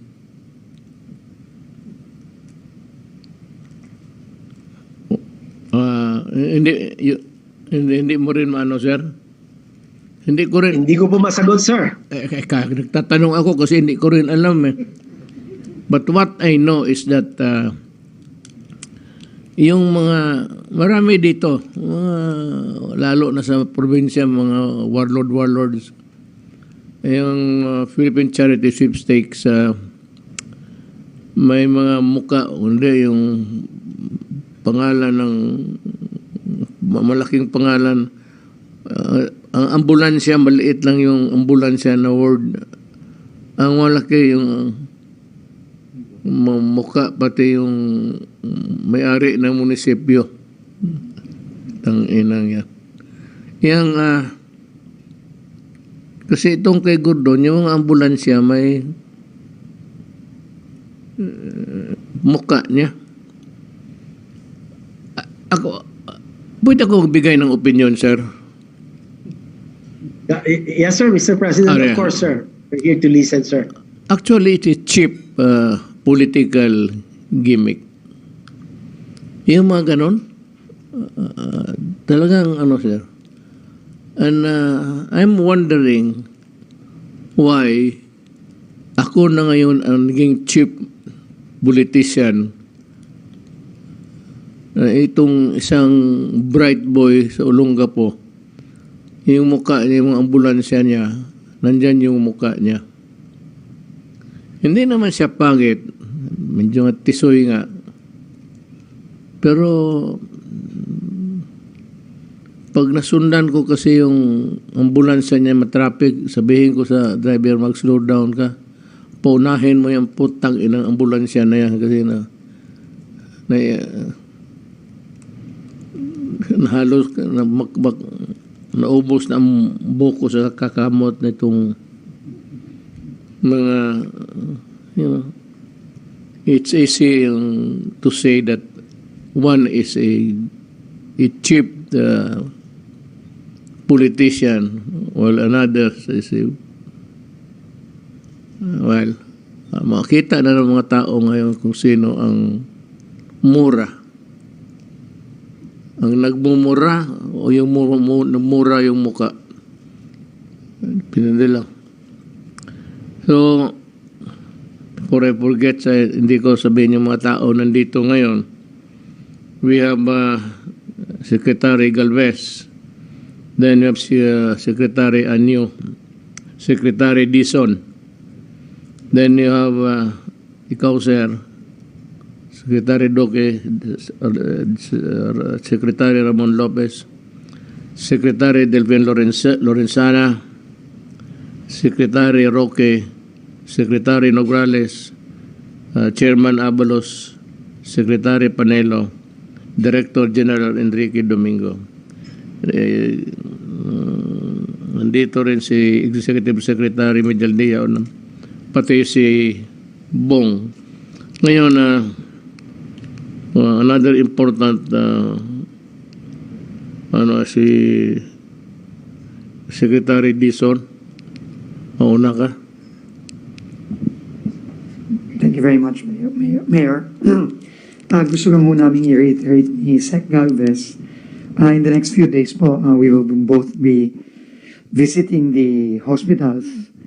Kasi nga po, it's very worrisome yung report nyo kanina about many of our hospitals, including the private hospitals. Ito na po yung pinakamalalaki, magagandang hospital natin, are closing down COVID wards because of the lack of healthcare workers.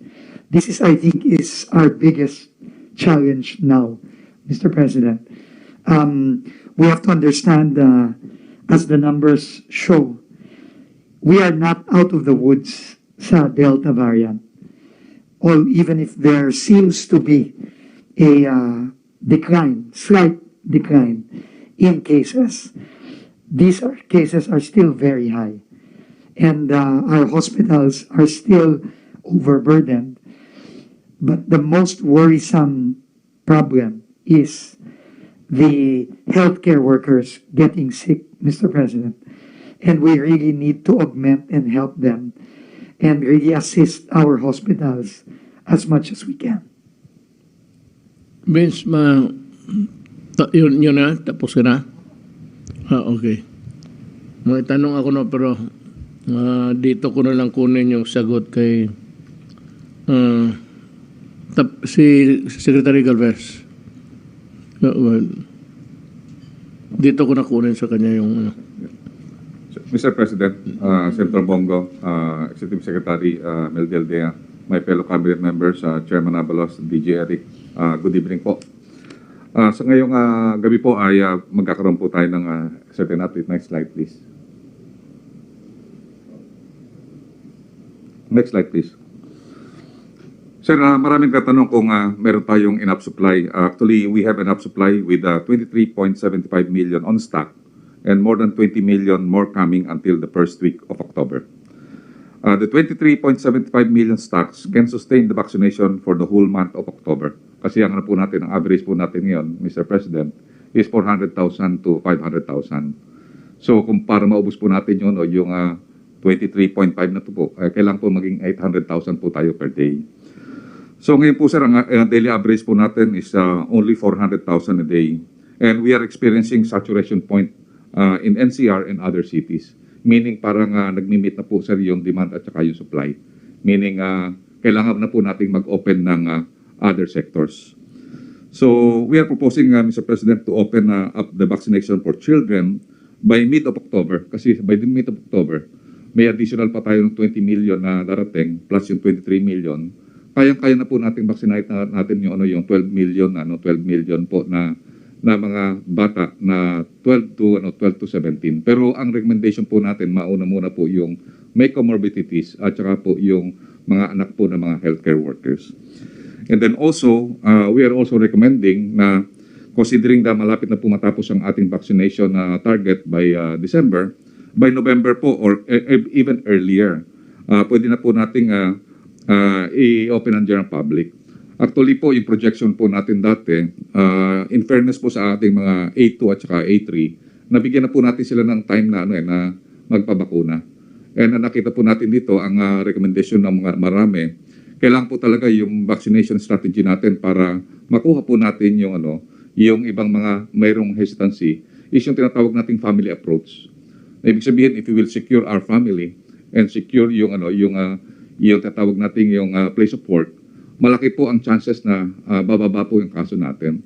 So ang strategy po na nire-recommend ng mga private sector is yung tinatawag na bandwagon effect. Na pagka may pamilya na po ang pababakuna, ang nangyayari po ay yung iba pong mga pamilya na hindi pa nagpapabakuna ay magpapabakuna rin po.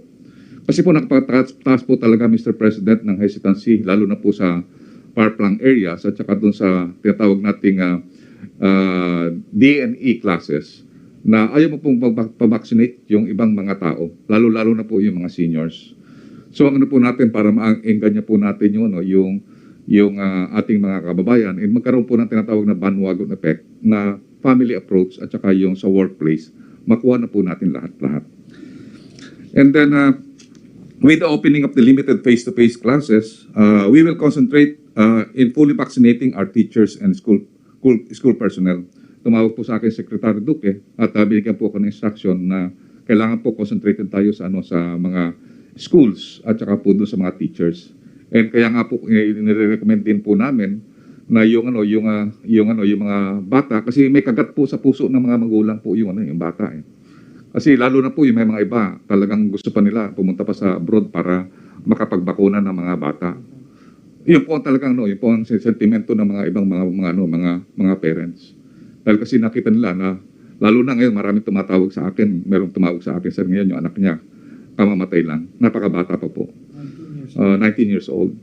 So, yun po ang parang sentimento ng mga private sector. Sa akin, sumulat po sa akin si Mr. Cueto yung sa Makati Business Club.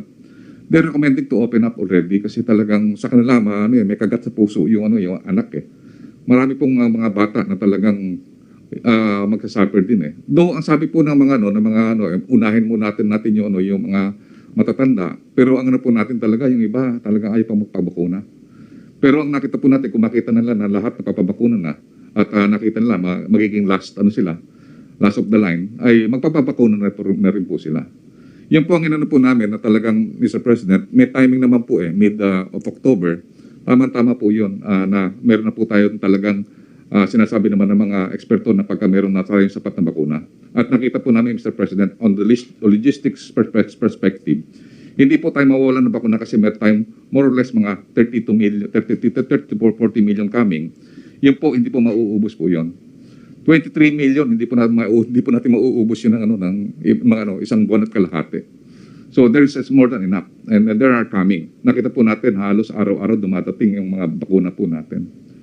And nakikita po namin na mas mataas yung delivery natin kaysa po dun sa vaccination. Meaning, ibig sabihin, there is enough supply that's coming. At nagpapasalamat po tayo sa US na nagbigay po sila ng 10 million po na bakuna. And yun po, bibigay pa po sa atin, na-receive pa lang po natin is 3 million. And then also, we are having negotiation with 4 companies for the procurement of an additional 90 million. Para po ito sa ating tinatawag natin sa second phase of procurement. Kasi, Mr. President, pinaplano na rin po natin yung pagdating po ng election na kailangan by February matapos na tuho tayo lahat at least 90%. At the same time, before the election, at least yung mga dapat mag-boosters, makapag-boosters na rin po. So yung programming po namin, Mr. President, before election, dapat protektado na po lahat ang mga Pilipino. So yun din po ang recommendation po namin. Nasa ngayon po, meron po tayong mga region na medyo mabagal po ang vaccination. Natutulog po yung ating natutulog po yung ibang mga bakuna doon sa kanilang mga region dahil kasi medyo mabagal po ang So ngayon po, pakikita ko po mamaya, Mr. President, 20 million po ang bibigay natin sa kanila sa mga regions.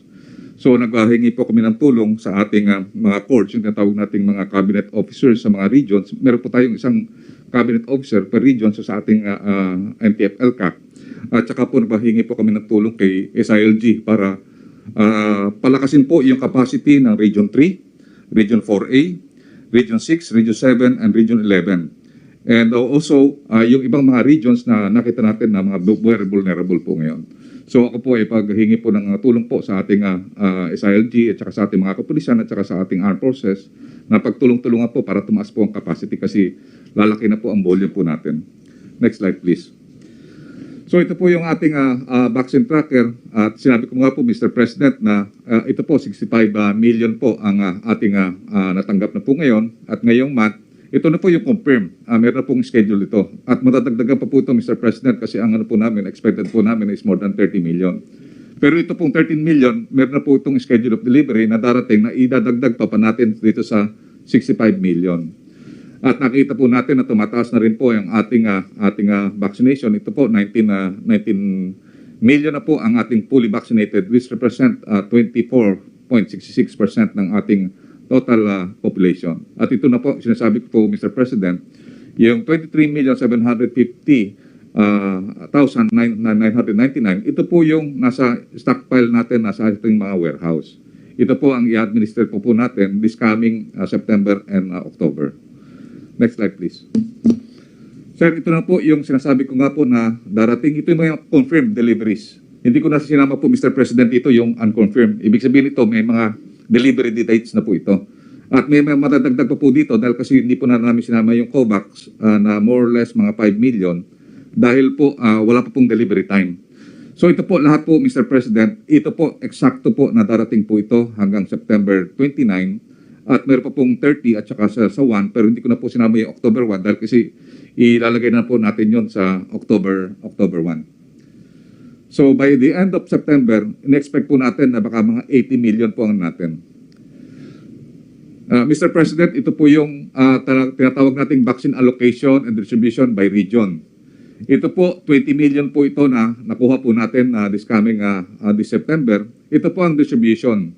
Kung makikita po natin, ang pinakamataas po na meron tayo ay yung Calabarzon. Meron po siyang 3,888,030. Ito po ang bibigay sa kanya. Ang susunod po ay yung Region 3 with 2,421,530. Ang sumunod po ang NCR kasi mataas po ang kailangan ng NCR sa second dosing. Kaya karamihan po dyan mga Sinovac at saka yung mga second dosing ng mga ano po natin. Kasi ang ginagawa po natin, tinataas po natin ang task ng ating NCR to 80%. So tinitingnan po natin, nandiyan po ng Region 5, Region 6, Region 7 at saka Region 12 with at least 1 million each. And then yung naka-yellow po, ito po yung halos 1 million din po ang nakuha nila at malaki po ang porsyento na nakuha ng itong mga region na to na Region 1, Region 2, Region 8, Region 9, Region 10, and Region 11. Ito po ipapublish natin po sa media, Mr. President, para at least malaman po ng mga probinsya na equitable po ang distribution natin, Mr. President. Next slide, please. Sir, marami po nagsasabi na mabagal po tayo na magbakuna. Yun nga, minsan nga po na nag-comment po yung mga iba na nakikita na masyadong mabagal do yung ating pagbabakuna. Kung makikita po natin, tayo po is number 21st out of 205 countries. Ito po, nasa po tayo 10% po na nasa upper 10% po tayo ng mga countries sa pagbabakuna. And then number 11 po tayo out of 47 Asian countries, meaning nasa upper 20% po tayo, 23%, sa 11 sa 47, and then also top 3 po tayo sa ASEAN. So ito po ang inano po natin na tayo po ay napakalaki ng contribution na rin po natin sa 6 billion doses na naibigay na po sa buong mundo at tayo po nagko-contribute na more or less 2.6 million doses for 1 week. So yun po, Mr. President, at kami po natutuwa at we are really trying to thank yung LGUs and the private sectors and the national government working together to have our vaccination a success in the near future po, sir. Mr. President.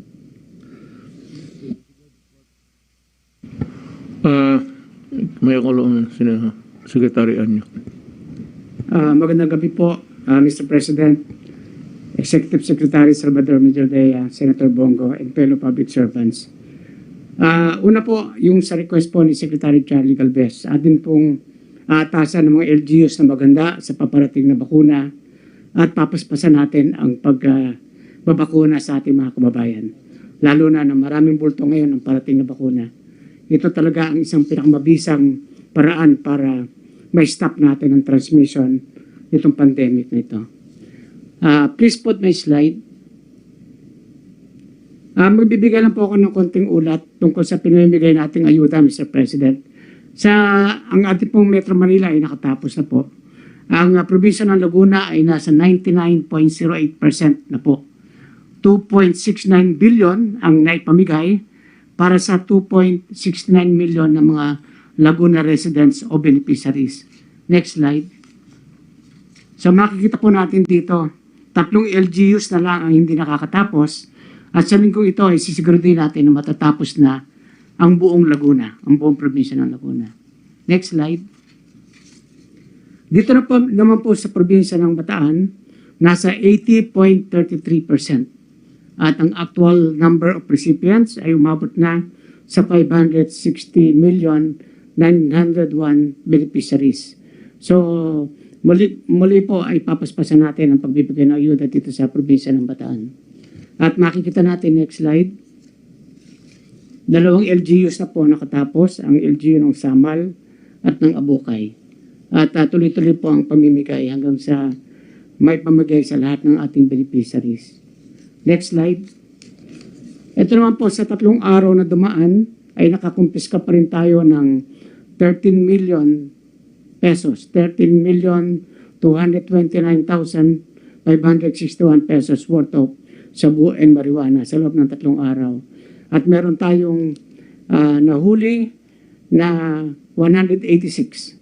3 ang personal na sumuko sa ating ginawang 143 operations. At wala namang nasawi sa nakaraang operasyon sa loob ng 3 araw. Next slide.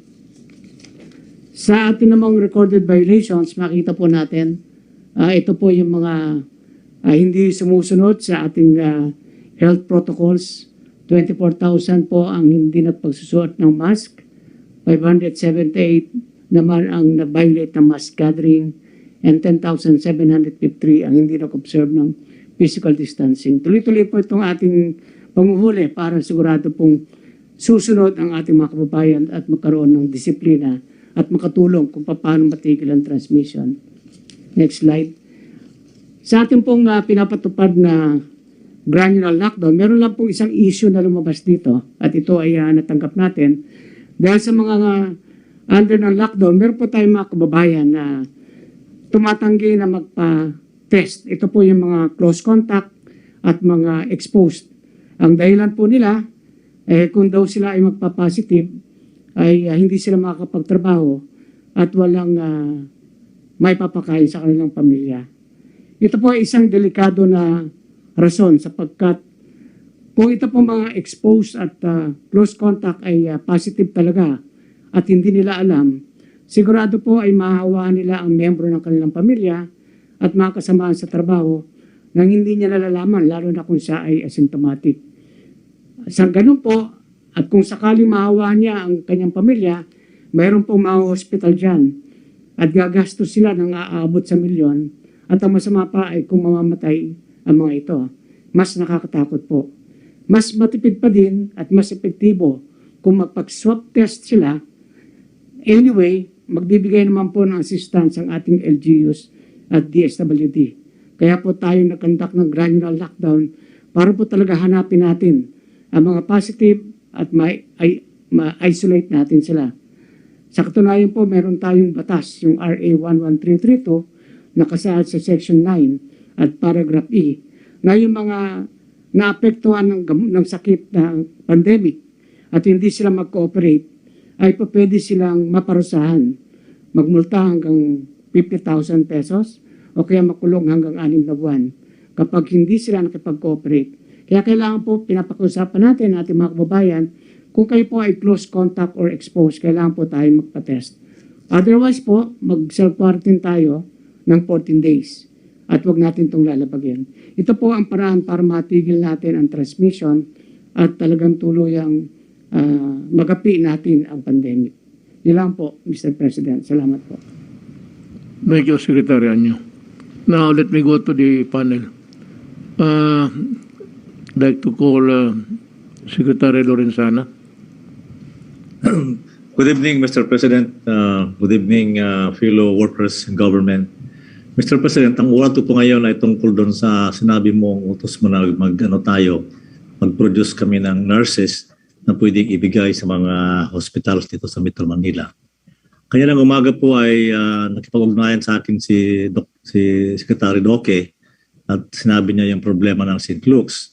at aking inatasan ang Surgeon General ng AFP para manguha ng mga nurses, mga services at ipadala kaagad sa St. Luke's. Ang Surgeon General po, Mr. President, at saka yung in charge ng St. Luke's ay nag-uusap na at kaninang hapon ay agarang nagpadala ng 2 nurses ang Surgeon General sa St. Luke's at patuloy pa silang mangangalap sa mga probinsya, sa mga services, Army, Navy, Air Force, kung pwede pa silang magbigay ng nurses. At sa tingin ko po, Mr. President, sa mga darating na araw ay magkakaroon pa tayo ng mga nurses na pwede nating ipahiram sa mga hospital sa Manila. Yun lang po, Mr. President. Thank you. Secretary Lorenzana. Si Chairman, si Director General pala. Palagi ko nakakarimutan yung ranggo mo. Pakibigay ng report mo for... Yes, sir. Magandang gabi po, Mr. President, Senator Bong, KES, tsaka lahat po ng walang sound. Okay.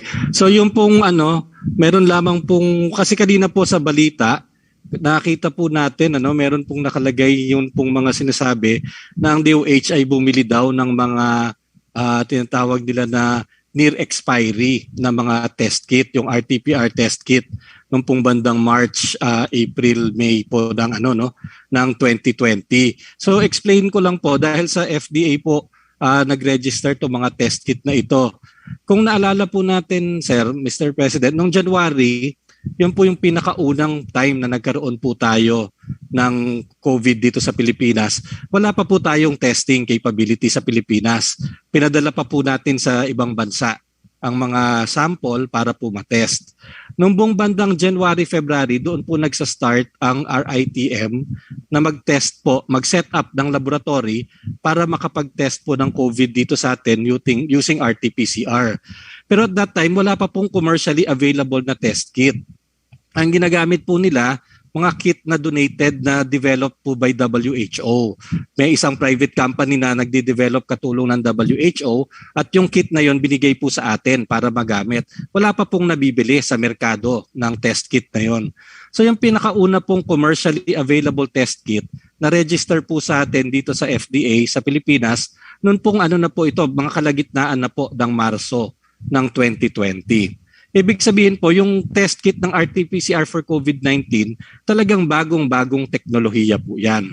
So kung ang bagong teknolohiya po, ang kit ay bagong develop, nalalaman lang po natin yung kanyang shelf life habang tumatagal po yung panahon na siya ay na-manufacture.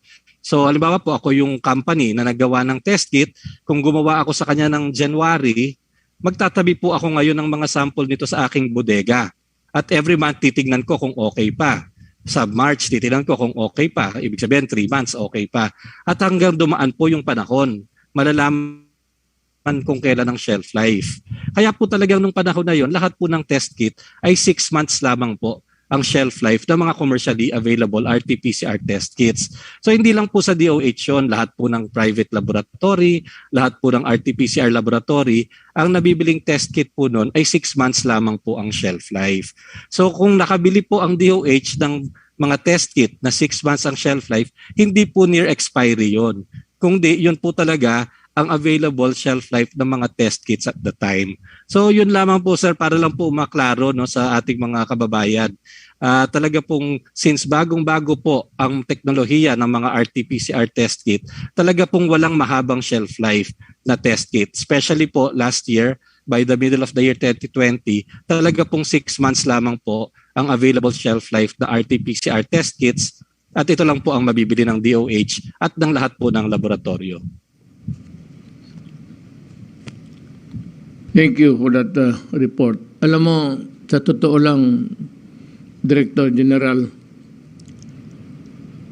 kung ganito hayaan natin, we have to, it's a very tedious duty because may kunting ano lang, yung, not really an aberration or an anomaly, but a certain difference in time and itong efficacy ng shelf life pati yung expiry.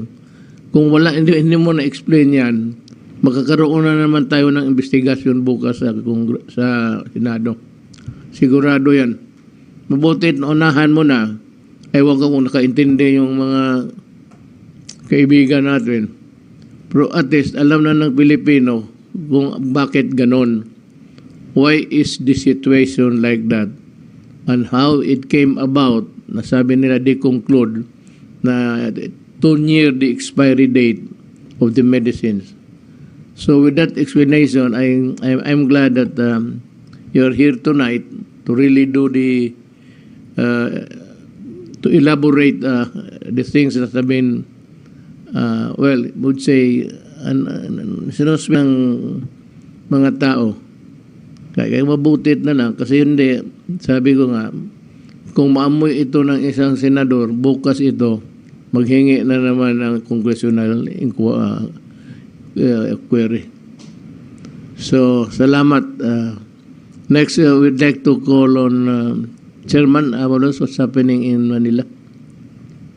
Magandang gabi po, mahal na Pangulo, yes, Senator Bongo, ES Medialdia, of course, sa lahat po ng mga secretaries of the cabinet. No? Magandang gabi po sa taong bayan. Unang-una po, by tomorrow po, Mr. President, 7 araw na po ang pilot test nitong alert level sa Calacang, Manila.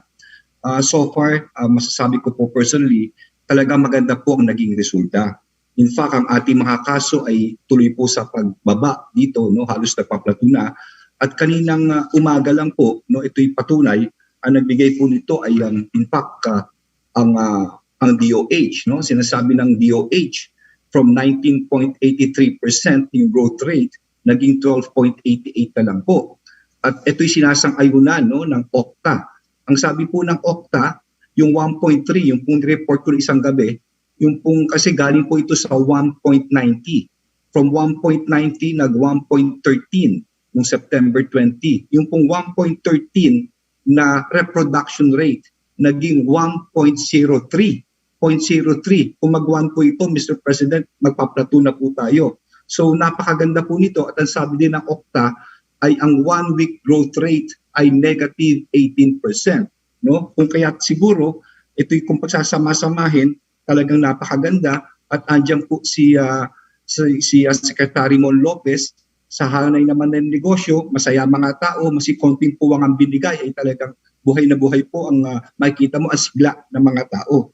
No? Sa bakuna naman po, tama rin po si Sec Beans at si Secretary Galvez, right now ang may 2 bakuna, no, 2 fully dosed ay higit kumulang 69 to 70% ng eligible population ng Metro Manila. Kung babakunahan po yung mga nag-first dose next month, papatak po tayo ng mga 80 to 81% ng buong populasyon ng ng eligible population ng Metro Manila. Napakagandang mga numero, Mr. President, sa first week ng pilot, although it's very, of course, it's very regrettable na nagkaroon pa rin ng mga hawan ng mga doktor po sa mga ibang ospital. Yun lang po, Mr. President. Can I request for a timeout? Sandali lang.